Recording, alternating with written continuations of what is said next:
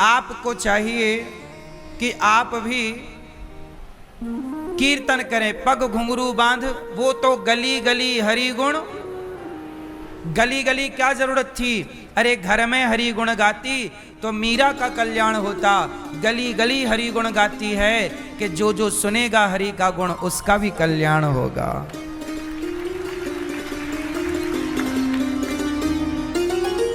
पग घुंघरू बांध मीरा नाची रे। तो ये बड़ी अच्छी बात है कि आप कीर्तन करें, प्रभात फेरियां निकालें। नहीं तो पहला क्या करना है? श्रोतव्य, कथा सुनो, फिर कीर्तितव्य, कीर्तन करो, प्रभात फेरियां निकालो, अपने घर पे आधा घंटा कीर्तन करो, नाम जप करो, श्रीमन्नारायण श्रीमन्नारायण, श्री कृष्ण गोविंद हरे मुरारी, सीताराम सीताराम, कीर्तन करो। नाम जप करने से हृदय शुद्ध होता है, वातावरण शुद्ध होता है। नाम कल्याण तो करता है भैया। कितने लोग इस बात से सहमत हैं? अजामिल के मुख से धोखे से निकल गया नारायण, नहीं कल्याण हुआ। एक वैश्या थी,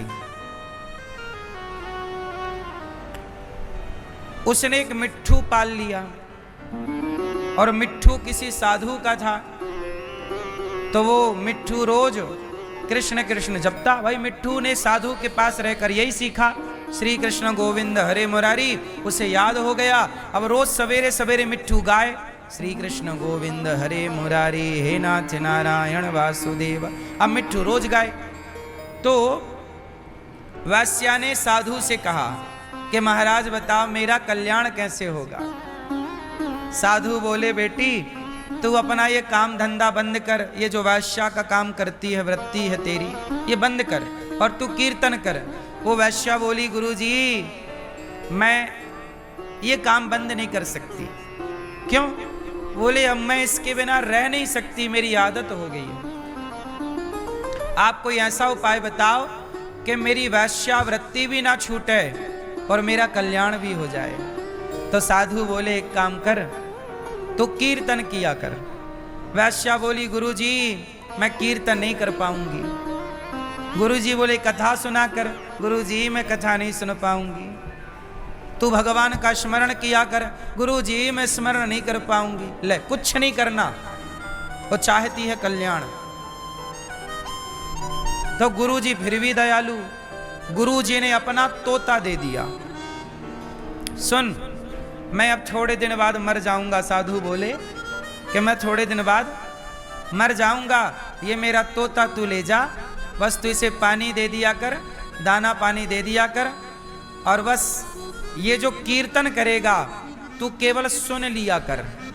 ना तू कीर्तन कर सकती है, ना तू स्मरण कर सकती है, ना तू कथा सुन सकती है। तो एक काम कर, तोता तेरे घर पे रहेगा, तू वैश्या है, तू जो करना है तू करना, लेकिन तू बस कानों से भगवान का कीर्तन जब ये गाएगा तोता तो बस सुनती रहना। वैश्या बोली ये कर लूंगी। तो बाबा जी ने तोता दे दिया, वैश्या ले आई, अपने घर पे द्वार पर लटका दिया। अब वो पर पुरुष के पास रहती, उसके संग बैठती और वो तोता अभ्यास था उसका, वो करता कीर्तन, श्री कृष्ण गोविंद हरे मुरारी, हे नाथ नारायण वासु। एक दिन क्या हुआ कि वैश्या को आ गया अटैक। क्या आ गया?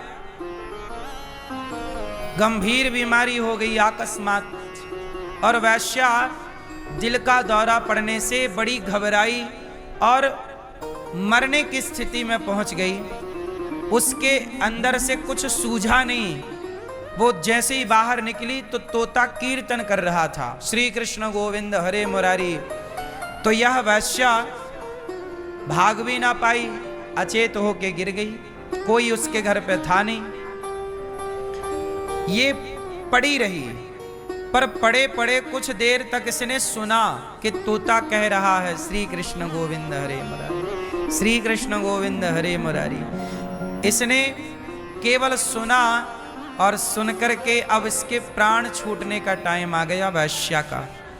केवल तोते ने केवल इसे नाम सुनवाया और तोते के द्वारा नाम सुनने से जब उस वैश्या की मृत्यु हुई तो पार्षद गण आए और उसे भगवान के गोलोक धाम लेकर के गए। चल तेरा कल्याण हो गया।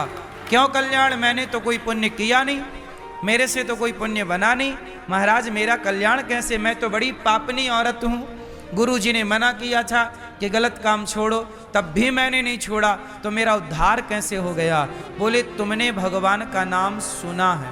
अजामिल तो बोल पाया, वैश्या तो बोल भी नहीं पाई, केवल सुना। इसलिए कहता हूं कि आप ना बोल पाओ कोई बात नहीं, तो सुनना ही शुरू कर दो। तो आप जब गली गली हरि गुण गाओगे, प्रभात फेरी निकालोगे, तो गांव के हर व्यक्ति तक भगवान का नाम पहुंचेगा। ये भी तो पुण्य है। चैतन्य महाप्रभु, गौरांग महाप्रभु कीर्तन किया करते थे और वो घर घर जाके भीख मांगा करते थे, भैया ओ मैया भिक्षा दे दो। तो कोई निकले रोटी लेकर आए, कोई निकले खीर लेकर आए, तो महाप्रभु मना कर देते, हमें रोटी की भिक्षा नहीं चाहिए, हमें खीर की भिक्षा नहीं चाहिए। तो बाबा तो कौन सी भिक्षा चाहिए? तो हरि चैतन्य महाप्रभु बोले, मैया मोकू हरि नाम की भिक्षा दे दे। एक बार तू अपने मुखड़े ते बोल दे, अपने मुंहते बोल दे, एक बार मैया तू बोल दे हरि बोल, मैया हरि बोल, हरि बोल, मैया हरि का नाम बोल, मैया हरि हरि हरि हरि राधे कृष्ण बोल। तू ये भिक्षा दे दे कि तू केवल नाम की भिक्षा दे दे। तू एक बार हरि का नाम बोल। वो भीख मांगते कि भैया, क्योंकि चैतन्य महाप्रभु से उनके शिष्य ने कहा, एक बार चैतन्य महाप्रभु शराबियों के पास चले गए, ठेके की तरफ जहां शराब की दुकान थी। तो वहां पे बहुत शराबी थे। ठेके पे तो बड़े शराबी होते हैं, वहां मिलते ही हैं, वहीं बैठ के खरीदते हैं, वहीं पीते हैं। तो शराबी पी रहे थे, कुछ तो भयंकर नशे में थे, कुछ पी रहे थे, कुछ पी चुके थे, कुछ वहां पीकर नशे में पड़े थे, लौट रहे थे। तो चैतन्य महाप्रभु पहुंच गए, शराब पीने वालों से कहा, भैया बोलो हरि बोल, हरि हरि बोल। तो वो लोग क्या करें? हरि हरि तो कुछ बोले, कुछ नहीं बोले। कुछ शराबियों ने महाप्रभु का अपमान कर दिया। भाई शराबी से क्या उम्मीद करोगे? वो तो सोचेगा ये बाबा क्या कर रहा, चल। किसी ने कुछ अपमान किया, लेकिन फिर भी चैतन्य महाप्रभु ने उसके पांव पकड़ लिए। शराबी के पांव पकड़ते हैं और विनती करते हैं, भैया तो एक बार हरि बोल, एक बार अपनी वाणी से कृष्ण कृष्ण बोल, राम राम बोल, हरि हरि बोल। तो उनके शिष्यों ने कहा, चैतन्य महाप्रभु के, गौरांग महाप्रभु के शिष्यों ने कहा कि महाप्रभु आप ये क्या कर रहे हैं? आप शराबी के पांव पकड़ रहे हैं, 2 कौड़ी का शराबी, आप इसके पांव क्यों पकड़ रहे हैं? वो आपका अपमान कर रहा है। तब गौरांग महाप्रभु श्री चैतन्य महाप्रभु ने कहा कि भैया तुम नहीं जानते,